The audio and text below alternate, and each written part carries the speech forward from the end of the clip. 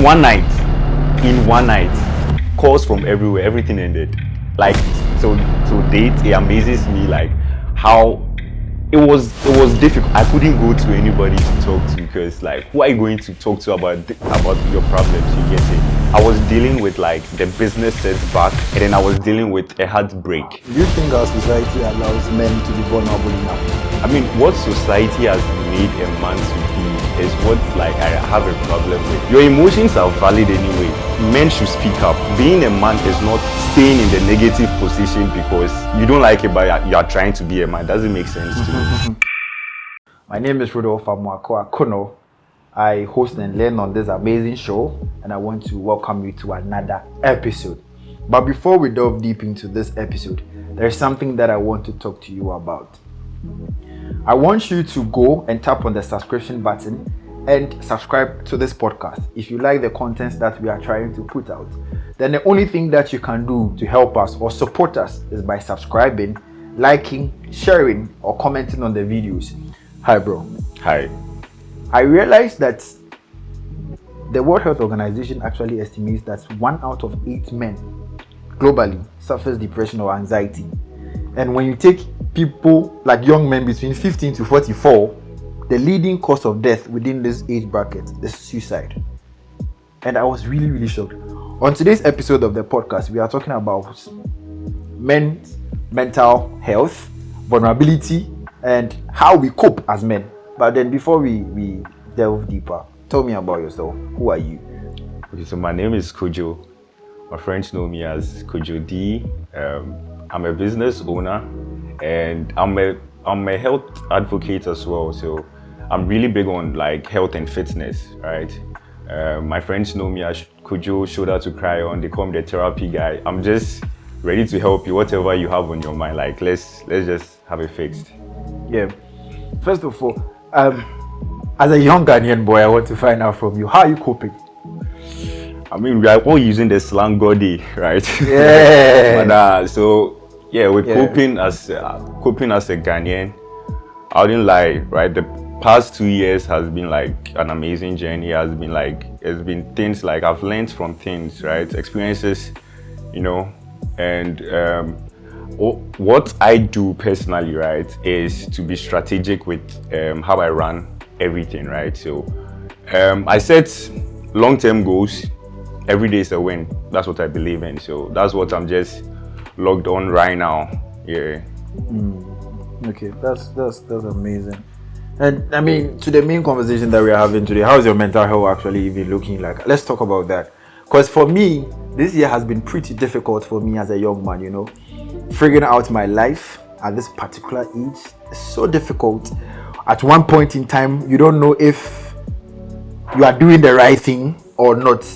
Will it work? Will it not work? Am I wasting my time? Like, there's so much self-doubt at this age that if you are not careful, you won't even make a step. And that's actually took a toll on my mental health, bro. How are you also doing this? Like, when it comes to your mental health, are you saying? I mean, not like literally, but it's all good. I think a man, right? If you're a man, right, you should have a routine.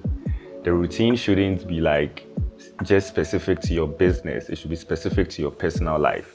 So when I talk about routine, I'm just saying like, it could be for your skin. Have a routine for your skin.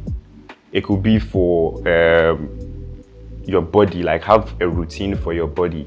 Do you get it? And try to enjoy life as much as you could. Like people will do something, and then when you act out or when you're valid with your feelings, they'll be like, be a man. Like, be a man about what? Like, you really step on my toes, then I should be a man about it. I mean, you should have control of what you do, what you extend to the next person. So yeah, coping with mental health, I just feel like you should have a routine, and you should be able to have those kind of conversations. But those conversations you should have those conversations with a purpose. When you're discussing your feelings, right, the next moment the person is looking for what to attack or what they can pick from what you are discussing with them and what they can stand on to be right. But like when you're discussing your feelings with a purpose, like I'm setting boundaries, non-negotiables. I'm telling you what I can't take, and like, don't repeat it. Like, you need to be firm on it. And I think most men normally fold after they maybe set their boundaries. You come around, and then there's this, I don't know how to put it, but like, there's this rapport, then it's like they let it slide. Do you think our society allows boys or men to be vulnerable enough? Like, can you, even in our homes, can you go to your mom and tell her that, oh, today I have a really awful day and something is wrong and I want to tell you about it? Do you think our society makes room for that? I mean, what society has made a man to be is what, like, I have a problem with. Like, your emotions are valid anyways. Like, when you feel how you feel, it's because of a reaction. So, maybe our society doesn't give room for that, but there's room for change. I mean, that can be worked upon. Like, men should speak up. Men should not necessarily speak up so like you are, nagging about it. But like, when you don't want to tolerate something, being a man is not staying in the negative position because you don't like it, but you are trying to be a man. Doesn't make sense to me. Exactly. But I want to find out, as you are talking about this at the moment, it's beginning to, like, I'm asking myself, don't you think that our desire as men to keep things within and figure it out is what makes us men? I mean, what makes us men biologically is our XY chromosomes, bro. I mean, okay, with context with what you're asking, right? Ours is handling our emotions, right? Handling it doesn't mean you not talking about it, or you talking about it to the extent where it's like a nagging thing, right? Handling your emotions is like your non-negotiables. Like, you know what you can accept and what you can't accept as a man. So when you're able to set those boundaries, like, it gives you clarity with everything that you are doing when it comes to your emotions. I mean, you can find people that, like, somebody will be teasing them, they don't like it, but then I mean, I don't want to use a word, but like, it's girlish, like, it's feminine for you to complain about certain things. Do you get it? But honestly, like, what makes you a man is you handling your emotions with a purpose. Like, don't let your emotions be discussed, like, for just the discussion's sake. Have a purpose for why you are bringing up, why you don't like what is going on with you, why you don't want to accept this, and then stick to it. That's what I believe in. I don't know, but for me personally, this year, I've had to battle it out with my mental health. There were certain days that I felt like I was close to certain things, and then when you are almost at the brink of achieving whatever you wanted to do, it just falls off. Like, that can really hurt you and really set you back. And then I entered the gym. I had been going to the gym, I've been working out, but this year I actually found out why people say the gym is not only for bodybuilding. Sometimes I lock in for 2 hours and with my butt and I'm working out so hard. You're a fitness guy, yeah. So for sure you work out. Yeah, I do. What I want to find out from you is that everybody has that turning point. I don't have one though, but at what point did you say you wanted to go to the gym? Yeah, so mine is a sad story. Yeah, I'll call it a sad story, but it was worth it. So yeah, I mean, some years back, I had business, right? It was me coming out, fresh, I had invested, a lot of money, right? I was living almost like I was seeing clarity with what I was doing, right? I had perfect love life. I had good business. Perfect love life. There's one. I mean, it became imperfect at the point, but yeah, I had a perfect love life, and in one night, calls from everywhere. Everything ended. Like, to date, it amazes me like how it was difficult. I couldn't go to anybody to talk to because, like, who are you going to talk to about your problems? You get it. I was dealing with like the business setback, and then I was dealing with a heartbreak. You get it. So the girl left you in that period. I don't think she wasn't so involved with what was going on with business, but like it happened at the same time. You get it. So I couldn't go to anybody. This is me just staying in my room 20 days, no sunlight, no talking to anybody. Are you serious?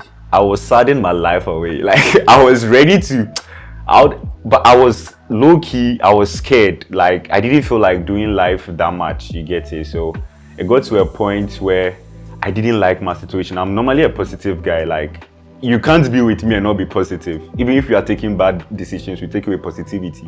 I'm not saying take any bad decisions. But yeah, so yeah, I mean back and forth. So I mean I was tired of staying indoors, like being like this sad person, you know. I felt sick as well. So I got up one morning, I was like, you know what, today I'm going to start my day different. I took the broom, right, sweeping in front of my house, the compound, right. I wanted to start the day different. And my neighbor sees me and is like, yo, what are you doing today? Make we go to the gym. I'm like, bro, the gym, I don't know, I'll probably just go and see what I can get over there. So I go to the gym and I see boys, I mean, they are lifting weights and then they put it down and then they are all like, and I'm like, well, I've been looking for this. I needed somewhere to put my emotions. Yeah. So I had my first contact with the gym. I fell in love with it. Like it became my safe place. Like I used to go work out when my muscles are like getting torn apart. There's this pleasure that I get. Like I don't know how to explain it, but like it became my safe space, and I feel like low key, even high key, the gym is the best place. As a man, you should take fitness seriously. Like it helps your mental health. It makes you a different person. What are some of the misconceptions and wrong things that people do when they start going to the gym? So people think the results you get at the gym is instant, right? They think it's something you just do anything anyhow, but it's a process. It's a lifestyle. It's scientific. Like you need to be systematic when you go to the gym. I think people think everybody that goes to the gym to go and become macho. That's not why. Everyone has an ideal body type that they hope to sculpture, right? And that's the perfect place to do it. That's the perfect place to get your right body. So yeah, when you get your right body, you become confident in yourself. Like you become this type of person where you see the value of yourself. You don't let anybody look down on you. You get it? So it's very healthy. Gym is not just healthy it's healthy for your mind as well. It builds confidence on 100. Like I won't even lie about that. So yeah. Yeah, people mostly say that working out affects other areas of your life. How true is that? I mean, the discipline at the gym, like you need to be disciplined to go to the gym. The gym, you don't go to the gym for 2 days and stop. Like you need to be consistent. You need to show up. You will see pump after you work out. When you get home, it's gone. You need to go back the following morning. Like that's how you need to be passionate about it. You need the motivation. Like the reason you should be going to the gym should be like, it should be felt by you. Every rep counts. Every rep is a win for you. So yeah, I think it does a great job to your mental health. It does a great job to your mental health, because sometimes you'll be in the gym and you can hear somebody screaming, like when they are trying to lift a particular weight and they are going all out. And at that point, you know that, bro, this is not just lifting weights. There's something in it.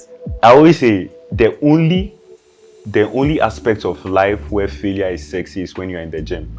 When you hit failure, that's when you feel accomplished. Like, yeah, I've been able to like take myself out. Yeah, so it's perfect. It's perfect for your mind. I don't lie to you. You guys should hit the gym. Yeah. And apart from that, there is a sense of community when you go to the gym. One of the reasons why I would advise anybody to go to the gym is because when you meet other gym bros, like that sense of communalism is so cool.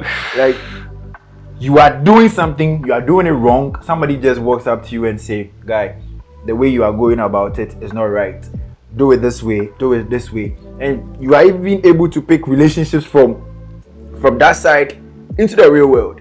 You only meet sick people like in the hospital. Do you get it? So when you get to the gym, like there's no body shaming.